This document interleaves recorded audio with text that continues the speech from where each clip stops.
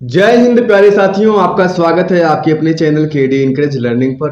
तो प्यारे साथियों, आज हम एक बार फिर से लेकर उपस्थित हैं एनटीपीसी रेलवे टेक्नीशियन के मोस्ट इम्पोर्टेंट साइंस के क्वेश्चन को, जो कि जीव विज्ञान के क्वेश्चन है।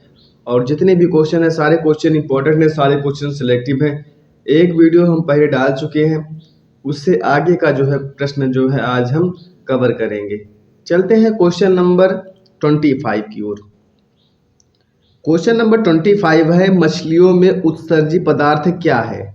ऑप्शन ए अमीनो अम्ल, ऑप्शन बी यूरिक अम्ल, ऑप्शन सी यूरिया या ऑप्शन डी अमोनिया। तो पहले साथियों, इसमें आपका राइट आंसर हो जाएगा अमोनिया। इसमें आपका राइट आंसर क्या हो जाएगा? अमोनिया हो जाएगा। जितने भी क्वेश्चन है सारे क्वेश्चनों का आप आंसर देने का प्रयास कीजिए कमेंट बॉक्स में अवश्य, और उसमें कमेंट करिए कि आपका कितना क्वेश्चन सही था। ऐसे ही क्वेश्चन एग्जाम में पूछे जाते हैं। चलते हैं क्वेश्चन नंबर 26 की ओर। क्वेश्चन नंबर 26 है, पौधों में आवश्यकता से अधिक जल किस क्रिया द्वारा बाहर निकाले जाते हैं? जो कि वेरी इंपॉर्टेंट क्वेश्चन है और कई बार एग्जाम में पूछा गया है। रेलवे ग्रुप डी में पूछा गया है, टेक्नीशियन में पूछा गया है, यहाँ तक कि ये वनडे एग्जामों में भी पूछा गया है ये क्वेश्चन। तो इसको आप आंसर देने का अवश्य ही प्रयास कीजिएगा। तो इसमें आपका राइट आंसर हो जाएगा वाष्पोत्सर्जन। वाष्पोत्सर्जन जो है इसमें यही आपका राइट आंसर हो जाएगा। आगे बढ़ते हैं अगले क्वेश्चन की ओर। अगला क्वेश्चन है क्वेश्चन नंबर 27। क्वेश्चन नंबर 27 है, निम्न में से किसे प्रकाश संश्लेषी अंगक कहते हैं? इसमें से किसे जो है प्रकाश संश्लेषी अंगक कहते हैं, जिसके द्वारा प्रकाश संश्लेषण होता है? तो इसमें आपका राइट आंसर हो जाएगा पत्ती। पौधे जो है पत्तियों के द्वारा ही अपना भोजन बनाते हैं। किसके द्वारा? प्रकाश संश्लेषण के द्वारा, फोटोसिंथेसिस के द्वारा। आगे बढ़ते हैं अगले क्वेश्चन की ओर। अगला क्वेश्चन है क्वेश्चन नंबर 28। क्वेश्चन नंबर 28 है, पौधों में गैसों के आदान प्रदान के लिए रहते हैं। तो क्या रहते हैं भैया? पौधों में गैसों के आदान प्रदान के लिए क्या रहते हैं, किसके द्वारा होता है? तो इसमें आपका राइट आंसर हो जाएगा रंध्र के द्वारा। गैसों का जो है आदान प्रदान जो है पौधे में जो रंध्र होते हैं, जो छिद्र होते हैं छोटे छोटे, जैसे मनुष्य में जो है रोम होते हैं, वैसे भी पौधे में भी होते हैं, उसी के द्वारा जो है गैसों का आदान प्रदान करते हैं। आगे बढ़ते हैं अगले क्वेश्चन की ओर। मोस्ट इंपॉर्टेंट क्वेश्चन, एग्जाम में कई बार पूछा गया प्रश्न है, फेफड़ा का आकार होता है। बताइए इसमें आपका राइट आंसर क्या हो जाएगा? फेफड़ा का आकार कैसा होता है? तो इसमें आपका राइट आंसर हो जाएगा शंकु आकार। फेफड़ा का आकार जो है शंकु आकार होता है। आगे बढ़ते हैं अगले क्वेश्चन की ओर, क्वेश्चन नंबर 30 की ओर। क्वेश्चन नंबर 30 है, भोजन का पाचन किस प्रकार की अभिक्रिया है? उपचयन, संयोजन, अपचयन या विस्थापन? तो इसमें आपका राइट आंसर हो जाएगा ऑप्शन ए उपचयन। भोजन जो है भोजन का पाचन जो है उपचयन की प्रकार की अभिक्रिया है। उपचयन पाचन क्रिया जो करते हैं उसको उपचयन कहलाते हैं। आगे बढ़ते हैं अगले क्वेश्चन की ओर, क्वेश्चन नंबर 31 की ओर। अगला क्वेश्चन है क्वेश्चन नंबर 31, हार्मोन्स शब्द का नामकरण किसने किया? हार्मोन्स शब्द का नामकरण किसने किया? तो इसमें आपका राइट आंसर हो जाएगा बेलिस एवं स्टारलिंग। बेलिस एवं स्टारलिंग। आगे बढ़ते हैं अगले क्वेश्चन की ओर, क्वेश्चन नंबर 32 की ओर। क्वेश्चन नंबर 32 है, पृथक्करण का नियम किसने दिया था? पृथक्करण का नियम किसने दिया था? तो इसमें आपका राइट आंसर हो जाएगा मेंडल ने। पृथक्करण का नियम किसने दिया था भैया? तो मेंडल ने दिया था। आगे बढ़ते हैं अगले क्वेश्चन की ओर, क्वेश्चन नंबर 33 की ओर। क्वेश्चन नंबर 33 है, जीव विज्ञान शब्द का प्रयोग सर्वप्रथम किसने किया? वेरी इंपॉर्टेंट क्वेश्चन है, एग्जाम में कई बार पूछा गया है, इसको आप कवर करिएगा अवश्य ही। तो इसमें आपका राइट आंसर हो जाएगा लैमार्क एवं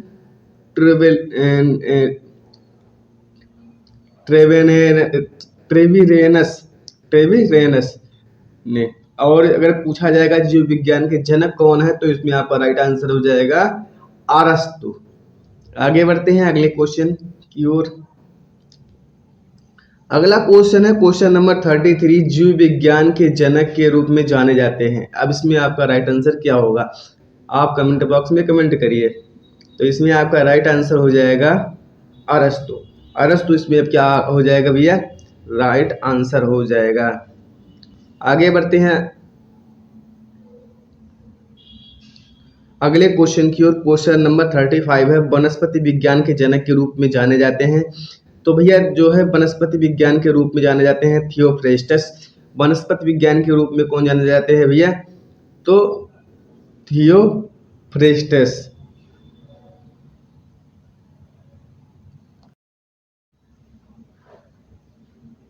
क्वेश्चन 37 है, फाइकोलॉजी में किसका अध्ययन किया जाता है। फाइकोलॉजी में किसका अध्ययन किया जाता है, मोस्ट इंपोर्टेंट क्वेश्चन है, कई बार एग्जाम में पूछा गया प्रश्न है। कवक, शैवाल, विषाणु या ये सभी, फाइकोलॉजी में जो है किसका अध्ययन किया जाता है। तो भैया इसमें आपका राइट आंसर हो जाएगा शैवाल का अध्ययन किया जाता है। फाइकोलॉजी में जो है शैवाल का अध्ययन किया जाता है। मेरी जितने भी क्वेश्चन है भैया, सारे क्वेश्चन पूछे गए प्रश्न है, मोस्ट इम्पोर्टेंट क्वेश्चन है। इनको आप अवश्य ही रट लीजिए, याद कर लीजिए, दिमाग में जहन में बिठा लीजिए। 500 क्वेश्चन तक लगभग हम जूलॉजी का करवाएंगे कई पार्ट में, उसको आप अवश्य ही देख लेना।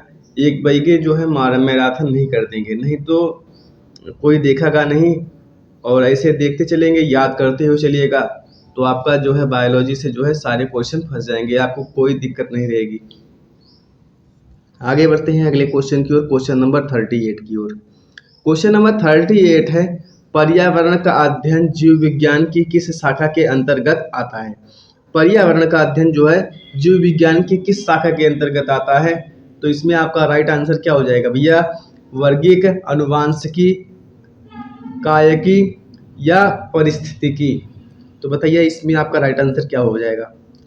तो जो है मोस्ट इम्पोर्टेंट क्वेश्चन है, इसमें आपका राइट आंसर हो जाएगा परिस्थितिकी। पर्यावरण के अध्ययन को जो है परिस्थितिकी कहते हैं। आगे बढ़ते हैं अगले क्वेश्चन की ओर। अगला क्वेश्चन है क्वेश्चन नंबर 39। क्वेश्चन नंबर 39 है, डेंड्रोलॉजी का संबंध है तो पौधों के अध्ययन से, पुष्पों के अध्ययन से, झाड़ियों के अध्ययन से या वृक्षों के अध्ययन से। तो इसमें आपका राइट आंसर हो जाएगा झाड़ियों के अध्ययन से। आगे बढ़ते हैं अगले क्वेश्चन की ओर। मोस्ट इंपोर्टेंट क्वेश्चन और एग्जाम में पूछे जाने वाले प्रश्न हैं, पुष्पों का अध्ययन कहलाता है। पुष्पों का अध्ययन क्या कहलाता है भैया, पुष्पों का अध्ययन क्या कहलाता है। तो इसमें आपका राइट आंसर हो जाएगा एंथ्रोलॉजी। पुष्पों का अध्ययन जो है एंथ्रोलॉजी कहलाता है। अध्ययन से रिलेटेड प्रश्न जो हैं अपने चैनल में छोड़ दिया गया है, उसको जाकर के अवश्य ही देख लीजिए। कल्चर से संबंधित प्रश्न और अध्ययन से संबंधित प्रश्न, उसको आप अवश्य ही एक बार देख लीजिएगा। आगे बढ़ते हैं अगले क्वेश्चन की ओर। अगला क्वेश्चन है क्वेश्चन नंबर 41। क्वेश्चन नंबर 41 है, वनस्पति संवर्धन से संबंधित विज्ञान की शाखा को कहते हैं। वनस्पति से संबंधित विज्ञान की शाखा को क्या कहते हैं भैया, तो हॉर्टिकल्चर कहते हैं। वनस्पति विज्ञान की जो शाखा को क्या कहते हैं, हॉर्टिकल्चर कहते हैं। भैया ओलोरिकल्चर किसे कहते हैं, एग्रीकल्चर जो आप जानते हैं कृषि विज्ञान है। फ्लोरिकल्चर, इसको आप कमेंट बॉक्स में अवश्य ही कमेंट करिएगा। आगे बढ़ते हैं अगले क्वेश्चन की ओर। अगला क्वेश्चन है क्वेश्चन नंबर 42। क्वेश्चन नंबर 42 है,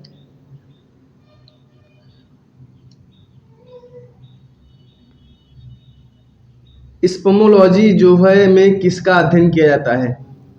तो इसमें आपका बताइए परागकण, बीज, फल, पत्ती। तो बताइए इसमें आपका स्पर्मोलॉजी में जो है आपका जो है किसका अध्ययन किया जाता है। तो इसमें आपका राइट आंसर हो जाएगा बीज का अध्ययन किया जाता है। स्पर्मोलॉजी में बीज का अध्ययन किया जाता है। आगे बढ़ते हैं क्वेश्चन नंबर 43 की ओर। क्वेश्चन नंबर 43 है, एग्रोस्टोलॉजी। एग्रोस्टोलॉजी में जो है किसका अध्ययन किया जाता है। तो एग्रोस्टोलॉजी में जो है घासों का अध्ययन किया जाता है, फलों का अध्ययन किया जाता है, फसलों का अध्ययन किया जाता है, तेल बीजों का अध्ययन किया जाता है। तो इसमें आपका राइट आंसर हो जाएगा घासों का अध्ययन किया जाता है। आगे बढ़ते हैं अगले क्वेश्चन की ओर। पीडोलॉजी में किसका अध्ययन किया जाता है? तो पीडोलॉजी में जो है भूम का अध्ययन किया जाता है, फल का अध्ययन किया जाता है, चट्टान का अध्ययन किया जाता है, पौधों का अध्ययन किया जाता है। तो इसमें आपका राइट आंसर हो जाएगा भूम का अध्ययन किया जाता है। पीडोलॉजी में जो है भैया भूम का अध्ययन किया जाता है। आगे बढ़ते हैं अगले क्वेश्चन की ओर। पौधों के नाम देने वाले विज्ञान क्या कहलाता है? पौधों को नाम देने वाले विज्ञान का अध्ययन क्या कहलाता है भैया? तो वर्गीकीय अध्ययन कहलाता है कि कौन सा पौधा किस वर्ग का है। तो इसको क्या कहते हैं भैया? वर्गीकी कहते हैं। आगे बढ़ते हैं अगले क्वेश्चन की ओर, क्वेश्चन नंबर 46 की ओर। क्वेश्चन नंबर 46 है मोस्ट इंपॉर्टेंट क्वेश्चन है। निम्न में से किसे वर्गीकी का पितामह कहा जाता है? वर्गीकी का पितामह किसे कहा जाता है? तो भैया वर्गीकी के पितामह जो हैं लीनियस हैं। लीनियस ने जो है सर्वप्रथम पौधों का जो है वर्गीकरण किया था। आगे बढ़ते हैं अगले क्वेश्चन की ओर। अगला क्वेश्चन है सूक्ष्म जीव मिलते हैं। तो सूक्ष्म जीव भैया कहाँ मिलते हैं? ऑप्शन सुन लीजिए आप। रेतीली मिट्टी में मिलते हैं, लवण युक्त पानी में मिलते हैं, दलदल भूमि में मिलते हैं, या भैया इन सभी में मिलते हैं। तो इसमें आपका राइट आंसर हो जाएगा इन सभी में मिलते हैं। रेतीली मिट्टी में भी मिलते हैं सूक्ष्म जीव भैया, लवण युक्त पानी में भी मिलते हैं, दलदली भूमि में मिलते हैं, और तो इन सभी में भी मिलते हैं। ऑप्शन आपका डी है। तो अगर वीडियो पसंद आया हो तो लाइक शेयर एंड सब्सक्राइब अवश्य कर दीजिए और बेल आइकन प्रेस कर दीजिए, ताकि आने वाली जो है थर्ड वीडियो बायोलॉजी के जो है हम कल ही लेकर आएँ। तो धन्यवाद इतना देर तक वॉच करने के लिए।